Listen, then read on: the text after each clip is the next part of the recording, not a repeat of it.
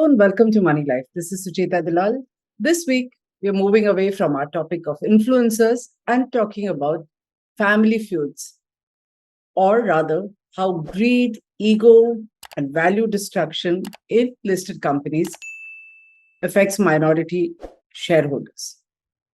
Most of you watching this are investors, and I'm sure many of you feel helpless about what goes on. You read the newspapers and you think there is nothing that you can do about it, or that these are just stories.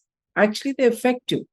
And we need to discuss how various rules have worked or actually not even worked in your favor. Now, the inability to share wealth and power amicably among siblings or within the family is a universal problem. People fight over money, and this is true all over the world.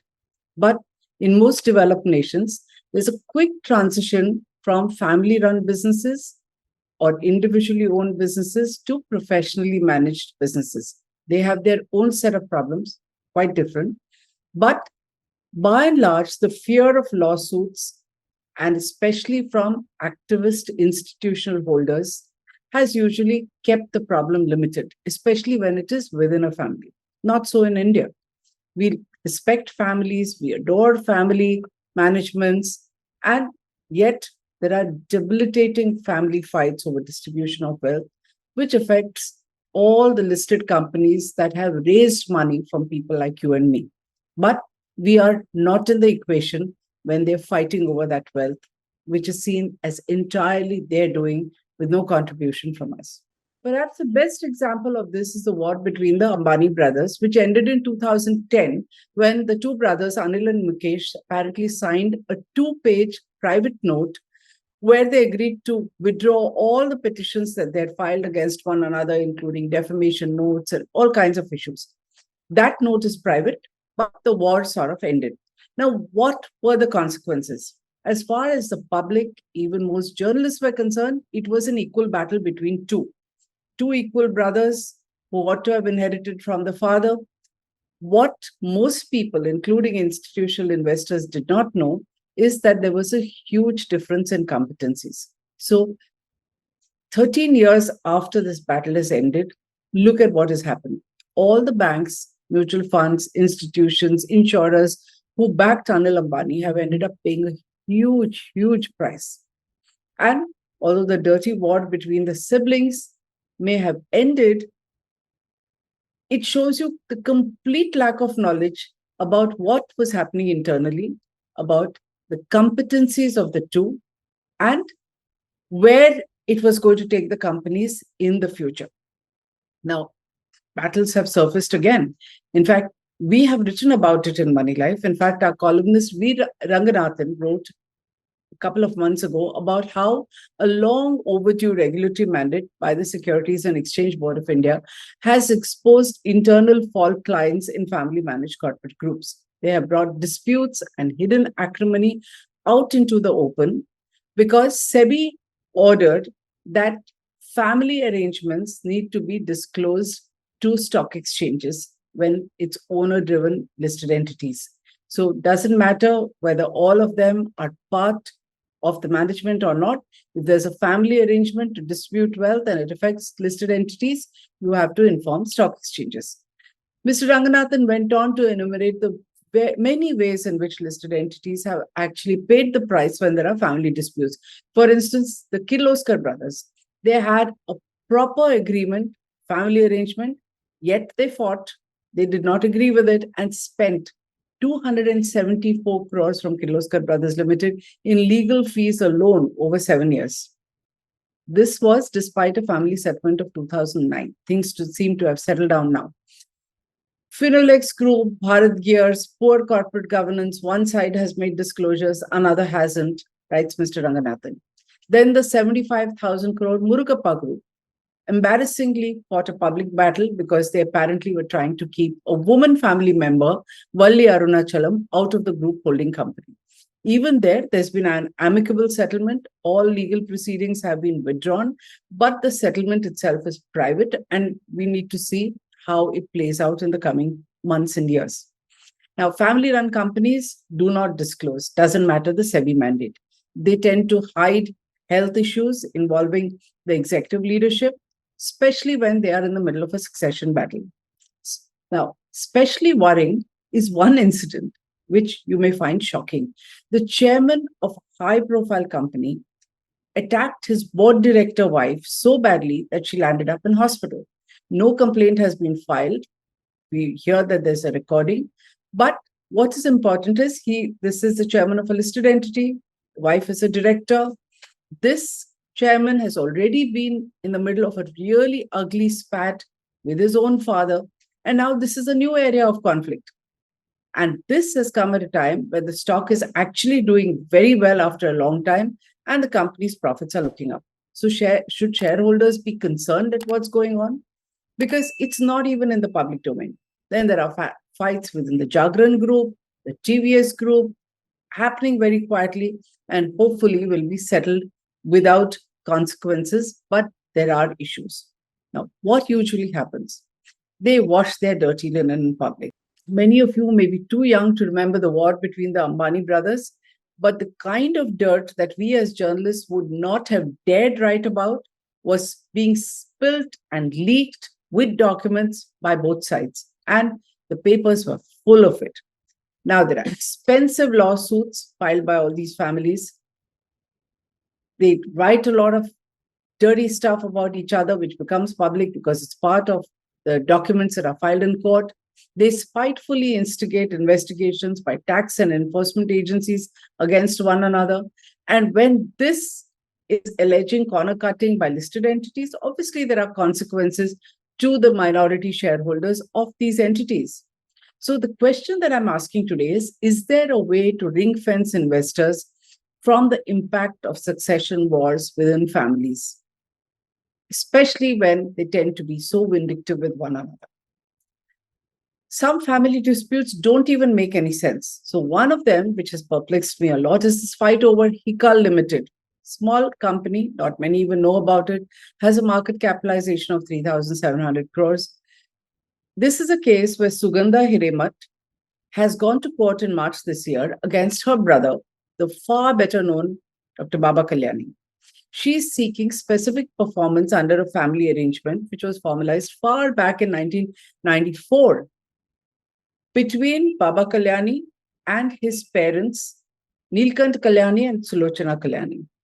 This was witnessed, look at how high profile this was. This was witnessed by N. Vagul, who was then the chairman of ICICI. ICICI was then a financial institution, one of the powerful three, and the late S.S. Nadkarni, who was the chairman of SEBI. Now, Baba Kalyani heads Bharat Forge, as you know. Market capitalization 52,000 crore. He has flatly denied that there is any such family arrangement, and this is to the stock exchanges because this family arrangement was disclosed by Hikal to the stock exchanges as part of the SEBI rule. Mr. Kalyani has said there is no such thing. What is even more surprising is that this lawsuit came about in March this year, very shortly after Sulochana Kalyani, Dr. Baba Kalyani, and Sugandha Kalyani's mother passed away. I have seen court documents which show very, very bitter, nasty exchanges between the father and son. So the real battle was between Neelkant Kalyani and Baba Kalyani. Hiremats control Hikal. Sugandha is married to Jay Hiremat. They set up this company in 1988. It's a pharma company. It has always been run by them. And under this family arrangement, although the seed money came from the Kalyani group, all the shares were supposed to be transferred to the Hiremats. Now, the Hiremats hold 34.8% of the equity and the Kalyanis hold 34%. They never did the transfer. And from the documents that I've read, it says that in spite of asking them repeatedly, they never denied that they were supposed to be transferred, but the transfer never happened. And then after Sulochana Kalyani passed away, there was an attempt apparently by Dr. Baba Kalyani to significantly increase his shareholding in Hikal, which clearly showed that they wanted management control. Now, the Hiremats obviously moved court in March this year. As an outsider, having seen some of those papers, All I can say is that this is going to be a really ugly battle, and it's going to tarnish reputations and memories of people who are no longer here to defend themselves. Another implication is going to be extremely high legal costs, not to mention the fact that prolonged litigation and its consequences are almost guaranteed in the Indian situation. I've emailed Dr. Kalyani for his perspective on this fight, but I've got no reply at the time of writing this. This brings me back to the main question. Can the regulator find ways to ring fence investors in succession wars?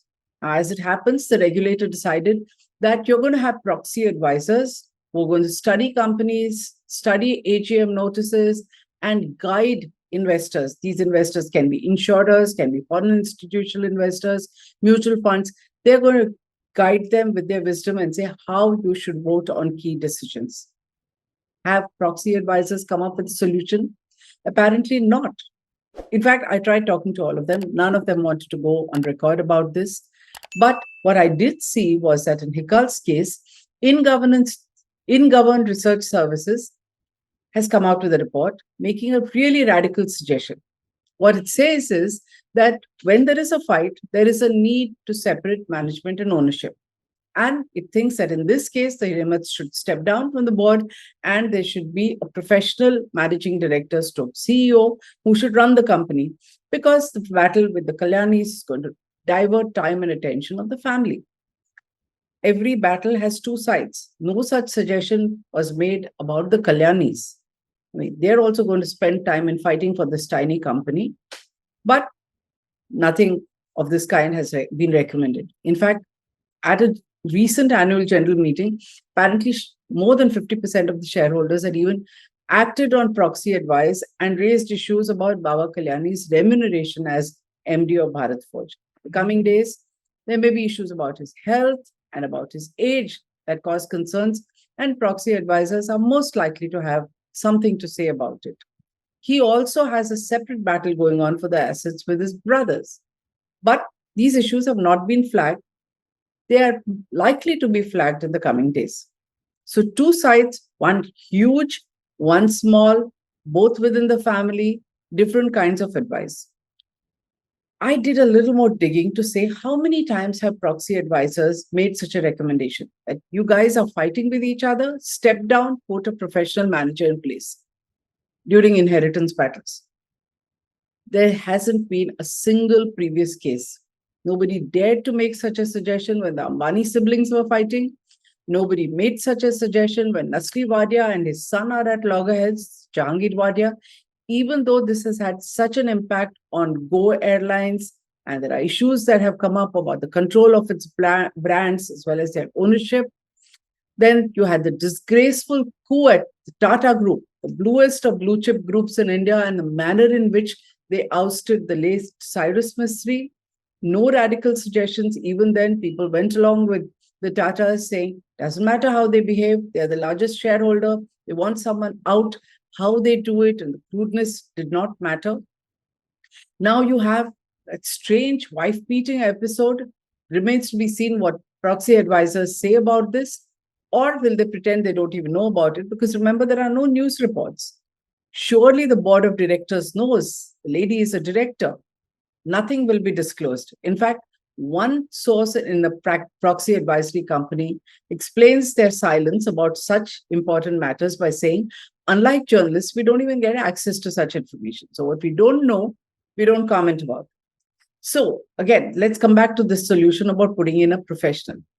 I hear that Jayan Gupta, founder of Stakeholder Advisory Services, has at several SEBI meetings made the point that when two factions are at war in a listed entity, you must insist on a professional manager being appointed, because that is the only thing that will bring the two sides to the negotiating table, because they don't want to lose control over management, and they definitely don't want to lose control over the purse strings to an outsider, because who pays the legal fees if the professional manager says nothing, pay out of your money to fight with each other, because it's got nothing to do with the company.